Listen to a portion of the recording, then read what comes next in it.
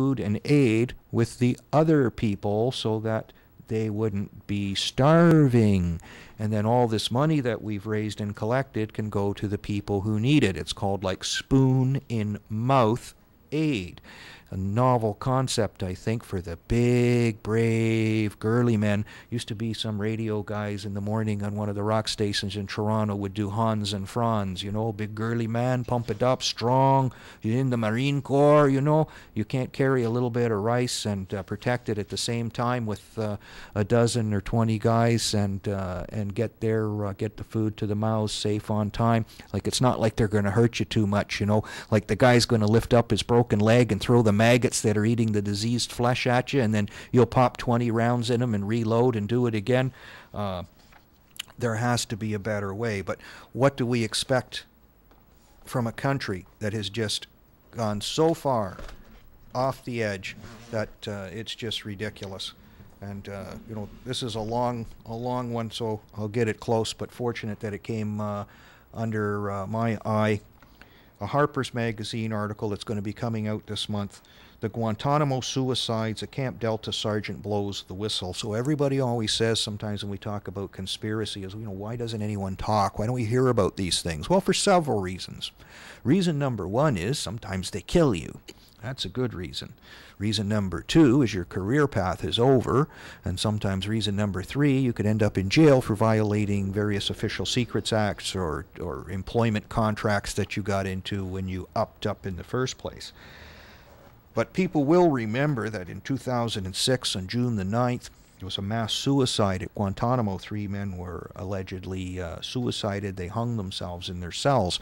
A lot of strange things happening there because these people were supposed to be inspected every 10 minutes. Yet their bodies were undiscovered for something like 90 minutes. So that means there's like a whole lot of time where you should have been doing your job as guards at Guantanamo's top high-end detention location, and you didn't. So fortunately for us, we have a real man who stood up and realized something was going wrong. He was the sergeant of the guards there, a decorated soldier, someone who was on a presidential detail for President Ronald Reagan, so hardly a misfit in the military. He was in charge of the external security of Guantanamo. And from his location in the typical guard tower, he could observe the movements around the camp. And they had a special little place in Guantanamo that no one's supposed to know about. So they called it Camp No. No comment. Doesn't exist. But regularly a white van that they weren't supposed to monitor as it came through the gate made the secret left turn that would take you to Camp No from time to time. And on the evening in question where these so-called suicides happened, there was a regular trip of this white van from the detention center where this happened to Camp No. 3 trips in and a long pause, and then later in the evening 3 trips out. And when they went out, they didn't go back to the cells directly. There was a side trip or something like this. And then a certain code word was issued to say that there'd been a suicide on the block or suicides on the block. And they went into lockdown and checked everything out. And then I guess they set the stage and hung these men up so it would look like they committed suicide. But the beauty of it is they have their hands tied behind their backs, their feet tied together. They had rags stuffed down their throats. And then, of course, they had to tie the bed sheets around their necks to hang themselves or whatever ligature they used. And they had extra sheets, conveniently, because you're in Guantanamo and you can have anything you want. You just call room service, say, well, you know, I'm going to hang myself tonight, so I need extra sheets so that I can put them up in front of the cell door so the guards can't see me when they do their 10-minute rounds. And being total twits and assholes, when they walk by, they're going to realize, oh, there's a bed sheet there, so the prisoner wants his 90 minutes of peace so that he can go see Allah. So I'll just tiptoe by and not make any noise until the general alarm is sounded. And somehow we're supposed to believe all this poppycock and balderdash. And you know what? There's a lot of people who did. And one of the sad parts of media and why we need things changed is the fact that the New York Times did a large cover piece on this, and they just basically did a cover for the military. A complete and total scam. So they put out an article way back in 2006 on September 17 called The Battle for Guantanamo. And they just basically put out a propaganda story for the military to cover these crimes, that these men, they were beaten and tortured to death. The marks on their body, one of them was a son of, I believe, a Saudi colonel. And when he got the body back, you know, he's been in the torture business a long time. And he knows exactly what he's looking at. Like, they beat these poor devils to a pulp in just the most horrific ways. So there is no suicide, not even close. But just to be honorable,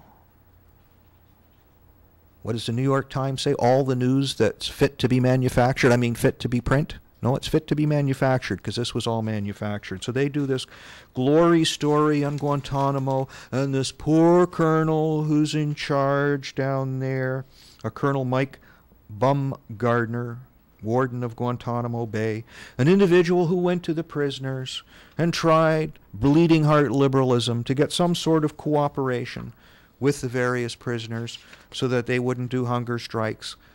Why were they hunger striking? Well, they were protesting being tortured, and they were protesting being held for no reason at all, without any trial. I'm sure if I just grabbed you off the street and took you to another country and tortured you and beat you every day, you'd be quite happy to stay there for a long period of time. You know, it's not that bad a thing, but these chaps, after years and years of this, finally said enough's enough. So in their cover story, when they get into, you know, some of this stuff, you know, they just it's just so bad. You know, Al-Qaeda trained terrorists, officers at Guantanamo had tabulated hundreds of incidents of what they termed manipulative, self-injurious behavior. Privately, though, they began to discuss how to respond to a potential suicide. Now, there's a good planner, eh? At the Pentagon, officials dusted off contingency plans. Yes, you can't let dust get on those contingency plans. I didn't know dust got on anything in the military. Plans for dealing with a body that would need prompt burial under Islamic law. Then they come up with the other bullshit story saying how some of the detainees had a vision. Oh yes, a vision of 3 of them dying to get the others freed in some mass suicide. So they said this was a plot to, you know, just basically defame the United States to make it look bad, as if it needs any help. But we have the sergeant coming clean and telling what he saw, and some of the men under him, risking everything. You see, they were quite lucky that they chose to go to a law school that was looking into some of these issues and give their story to them. And luckily for that university, you know, you have the complete faculty and the law students standing behind you, so you're not alone in your assertions. But unfortunately, like a lot of people, they're virgins. So they went to the government, and they told their story and said this is what happened, and these are the witnesses, and this is what they alleged, and they gave them time to come back with some reply. Of course, what would they do? Destroy all the evidence? Come up with a cover story? And just basically blow it all to hell. Well, isn't that mighty nice of them? And then, of course, the New York Times comes through as the trump card to cover the story up. And then, of course, there's like little details about our Mr. Baumgardner, Colonel Baumgardner. He ended up getting another job, of course, in the military too, of course. Where do they send the bum? And if we can zoom in on the screen here, we can we have a little picture of Mr. Bum there. I guess maybe we can just zap that up a couple of notches before we go to the next one. And, you know, here's the picture from the New York Times of our poor, furtive-looking colonel, totally perplexed at what could have possibly gone wrong. They sent him to another place. He got to work for the ROTC, Regular Officer Training Plan, we call it in Canada, ROTP, and down in the south it's ROTC. And we have this chap here at the same school. It's called Virginia Tech. Odds that the man who was the torture interlocutor of Guantanamo, covering up the torture deaths of 3 prisoners, would end up being the ROTC commander at, you guessed it, Virginia Tech. And we have this classic picture that the media will never ever show, but we see the shooter in his Marine Corps uniform. Isn't that lucky? So was Mr. Ho here a part of the